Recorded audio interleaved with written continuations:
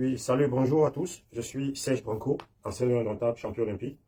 Si je fais cette sortie aujourd'hui, c'est parce que je suis le porte-parole des champions olympiques des Sydney 2000 et des lions de la génération 2000. Et ma sortie, ma vidéo de ce matin est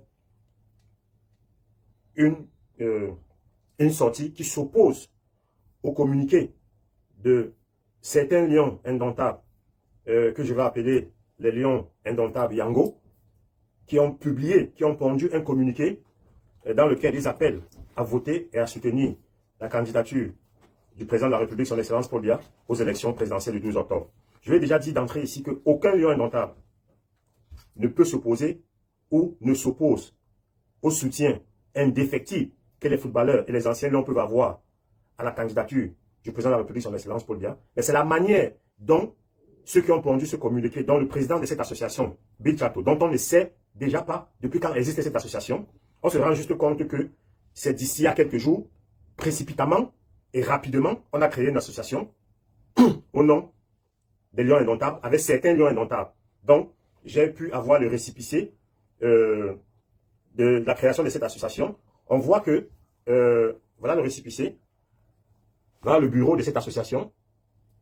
Donc, le bureau, on voit ici, siège social Yaoundé, président, administration, président Bill Chato, vice-président Wemelen, secrétaire général Jideni Onana, secrétaire général adjoint Vincent Ongandi, trésorier général Patrice Abanda, trésorier général adjoint Ernest Echi, responsable de la communication Erin Djemba Djemba, conseiller numéro 1, Constantin Eton, conseiller numéro 2, Eric Wenke.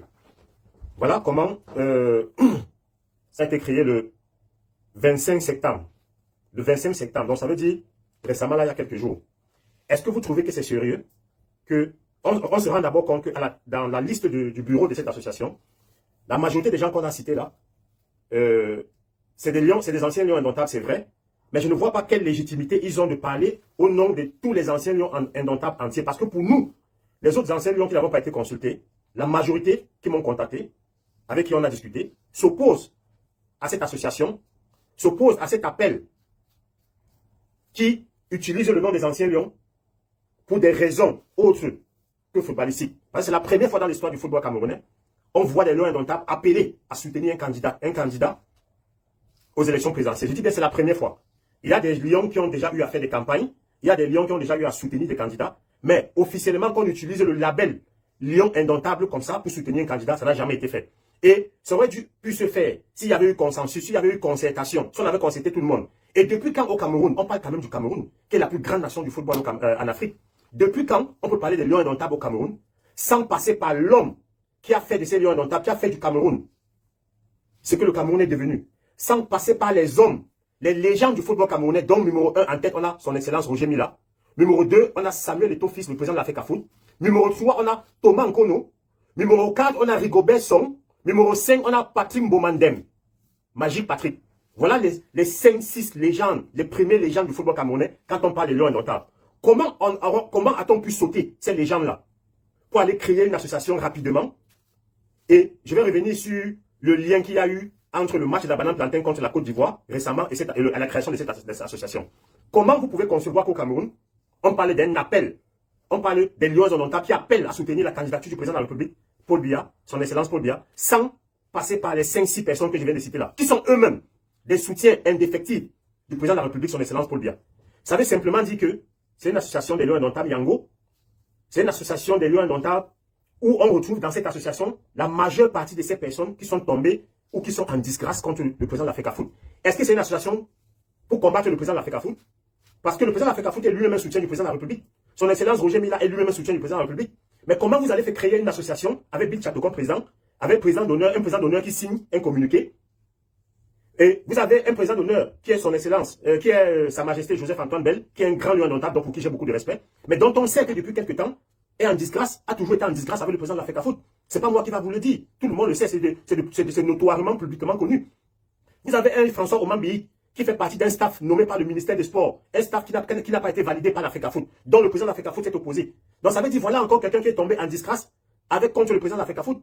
Quand on l'a nommé, on a vu des gens boire des whisky et tout. Bon, je ne vais pas revenir dans les détails, c'est pas le but. Donc vous vous rendez compte que Bill Chato, qui a été un proche, beaucoup de gens m'ont dit, oui, Samuel Eto'o n'est jamais nommé parce que tu es Bamileke, Samuel Eto'o est tribaliste. Ce que je dément, Samuel Eto'o que je connais ne peut pas être tribaliste parce que Bill Chateau, dont on parle aujourd'hui pendant 10-15 ans, a été l'homme de main de Samuel Eto'o, a été l'homme à tout faire de Samuel Eto'o au Gabon, un peu partout. Jusqu'à ce qu'il ait été nommé coordinateur et après, bon, je ne sais pas ce qui s'est passé. Quand Samuel Eto'o est devenu président de l'Africafoot, on a appris des choses par rapport à ce qui s'est passé au Qatar et puis il a été limogé de son poste de coordinateur. Je me pose la question, nous les anciens lions, on se pose la question, est-ce que Bill Chateau est devenu un hibou? Parce que là, on a l'impression qu'il choisit de fonctionner seulement avec des gens qui sont tombés en disgrâce avec le président de l'Africafoot.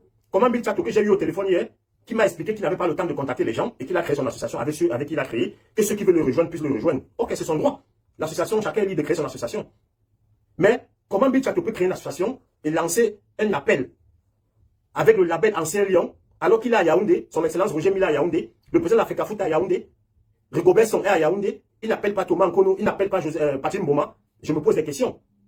Je me pose des questions. Et tu ne peux pas marcher avec les ennemis de quelqu'un, ou marcher avec des gens qui sont tombés en disgrâce avec quelqu'un, et dire que tu es encore avec la personne. Moi, je vais vous dire un truc ici. Moi, je vais entrer dans les profondeurs, j'aime être vrai et j'aime être direct. Patrice Abanda qui est dans ce bureau-là, il sait très bien que ça fait quelques semaines, on a eu un projet d'être reçu par le SGPR, le ministre d'État, secrétaire général de la présidence. Après, dans la suite des chefs traditionnels, on avait pensé que les anciens lions avaient des doléances et qu'il fallait trouver une solution pour être reçu par la présidente de la République, par le SGPR. Patrice Abanda et moi, on en a parlé. Bon, après, je n'ai pas eu de suite. Je suis juste surpris de voir que, bon, il est déjà dans le nouveau bureau créé par la nouvelle association de Bill Chateau. Est-ce que c'est une façon pour eux d'être reçus par la présidence ou de se positionner au niveau de la présidence? Parce que je vois bien qu'il y a son excellence, il y a sa majesté Joseph-Antoine Bell, il y a François Omambi, des gens qui sont proches du ministère du Sport.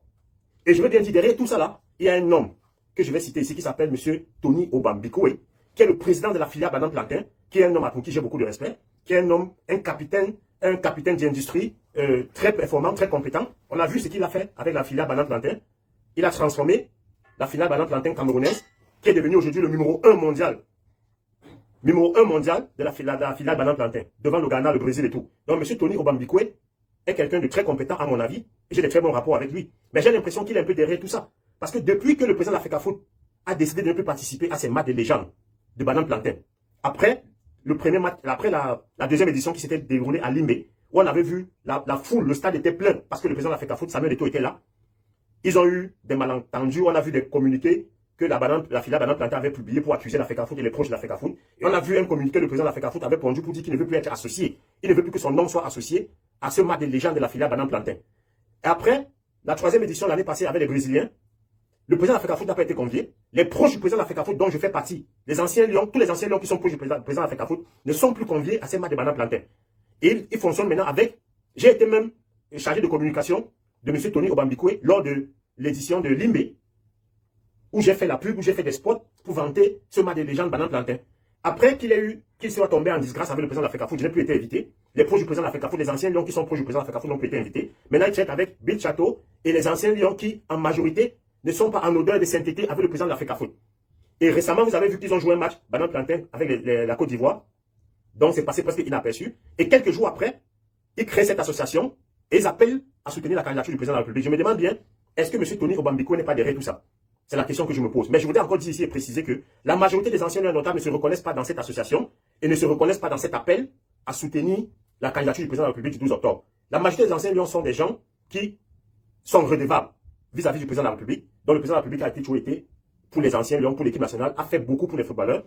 On aurait aimé qu'il y ait un consensus, on aurait aimé s'asseoir, de trouver une large adhésion à cet appel. Chacun est libre de créer son association, mais chacun n'est pas libre d'utiliser le label Ancien Lion Indomptable pour faire du n'importe quoi. On ne peut pas parler des lions indomptables au Cameroun sans associer son excellence l'ambassadeur Roger Mila.